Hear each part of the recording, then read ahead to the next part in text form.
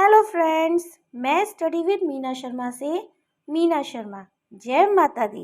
इस भगवान पे भरोसा रखिए क्योंकि प्रार्थना और विश्वास दोनों अदृश्य हैं, परंतु दोनों में इतनी ताकत है कि वो नामुमकिन को भी मुमकिन बना देते हैं। आखिर क्या रहस्य था 2008 की सच्ची घटना का?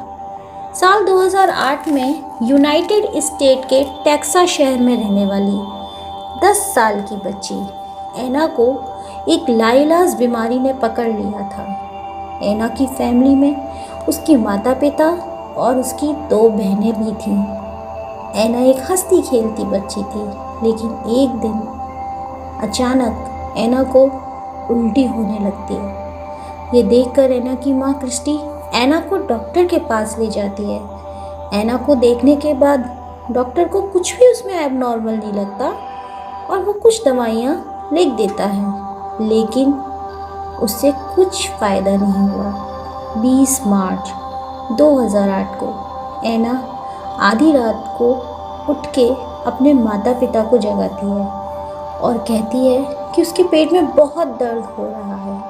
तब एना को उसके पेरेंट्स इस पेट दर्द को काफ़ी गंभीरता से लेते हैं और उसे तुरंत अस्पताल ले जाने का फैसला करते हैं। लेकिन अस्पताल में डॉक्टर द्वारा चेकअप करने के बाद भी डॉक्टर यही कहता है कि इसमें फ़िक्र करने की कोई बात नहीं है। हल्का सा ही पेट दर्द है जो शायद पेट खराब होने की वजह से दर्द हो रहा है, जल्दी ही ठीक हो जाएगा।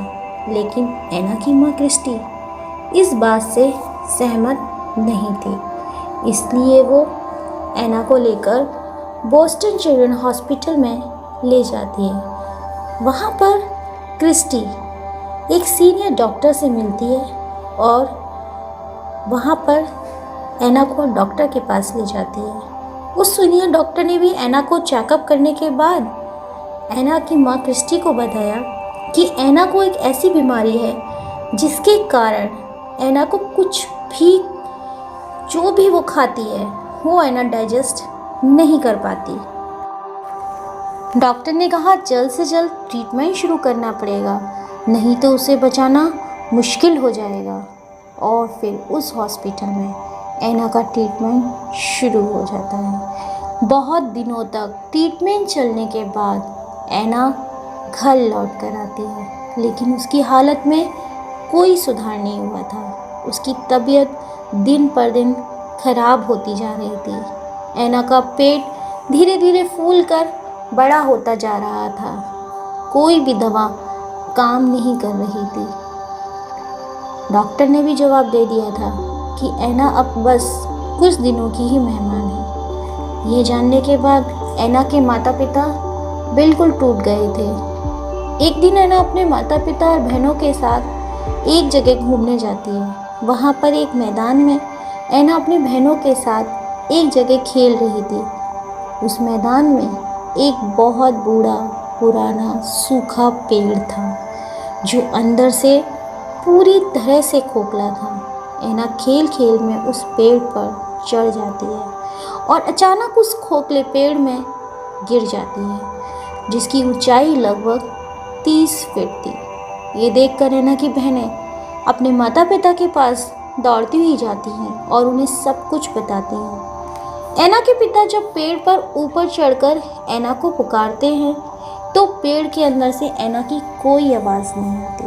तब एना की माँ क्रिस्टी फायर डिपार्टमेंट टीम को मदद के लिए बुलाती है और फिर फायर डिपार्टमेंट टीम आती है और फिर एना को उस पेड़ से बाहर निकालती है। फिर एक बार एना को दोबारा हॉस्पिटल में भर्ती कराया जाता है और उसके वहाँ बहुत सारे टेस्ट भी होते हैं।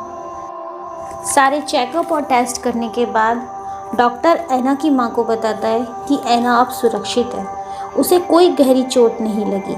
जब एना घर लौटी तब एना का पेट भी पतला हो गया था। एना ने अपने माँ बाप को बताया कि पेड़ में अंदर गिरने के बाद वो अपने शरीर को देख पा रही थी। उसके बाद वो बहुत ही खूबसूरत जगह पहुंच जाती है और वो अपने सामने भगवान को देखती है और भगवान ने उससे वादा किया कि वो पृथ्वी पर लौटने पर वो उस बीमारी से उसको ठीक कर देंगे। ऐना की माँ फिर से ऐना का चेकअप करवाती है। वो उसको बॉस्टन चिल्ड्रन हॉस्पिटल में ले जाती है। उस अस्पताल में जो सीनियर डॉक्टर थे, जिन्होंने कहा था कि ऐना आप केवल कुछ दिनों की मेहमान है, उस डॉक्टर ने जब ऐना का फुल चेकअप किया तो वो भी हैरान रह गए। उसने ऐना की माँ को बताया कि ऐना किसी चमत्कार की वजह से ठीक हुई है। उस डॉक्टर को ये समझ ही नहीं आ रहा था कि इतनी सारी दवाएं खाने के बाद भी जो बच्ची ठीक नहीं हो पा रही थी, वो अचानक पूरी तरह से कैसे ठीक हो गई। फ्रेंड्स, ये एक सच्ची घटना है। इस घटना के ऊपर मिरेकल्स फ्रॉम हेवन नाम की एक मूवी भी बन चुकी है।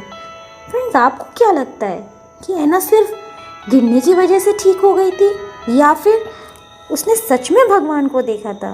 प्लीज़ कमेंट बॉक्स में कमेंट करके ज़रूर बताइएगा। फ्रेंड्स, इसीलिए मैं आपसे कहती हूँ, ये हमारा मुस्कुराता जीवन है। यहाँ कुछ भी कभी भी कुछ भी हो सकता है। तो इसलिए हमें इस मुस्कुराते हुए जीवन में कोशिश करते हुए लाइफ में हमेशा आगे बढ़ना है। सुख चाहते हो तो रात में जागना नहीं, शांति चाहते हो तो दिन में सोना नहीं, सम्मान चाहते हो तो व्यर्थ बोलना नहीं, प्यार चाहते हो तो अपनों को छोड़ना नहीं। समझे ना बच्चों, जिंदगी में जितना शांत रहोगे, अपने आप को हमेशा उतना ही मजबूत पाओगे। एक चिड़िया ने मधुमक्खी से पूछा कि तुम इतनी मेहनत से शहद बनाती हो और इंसान आकर उसे चुरा ले जाता है, तुम्हें बुरा नहीं लगता? मधुमक्खी ने बहुत सुंदर जवाब दिया। क्या आप सुनोगे? मधुमक्खी ने कहा, इंसान मेरा शहद ही चुरा सकता है, पर मेरी शहद बनाने की कला नहीं। कोई भी आपका क्रिएशन चुरा सकता है, पर आपका टैलेंट नहीं। है ना कितना इंटरेस्टिंग? अगर आपको मेरा चैनल अच्छा लगता है, मेरे वीडियोस अच्छी लगती हैं, तो प्लीज़ इसको लाइक और सब्सक्राइब करना बिल्कुल मत भूलिएगा।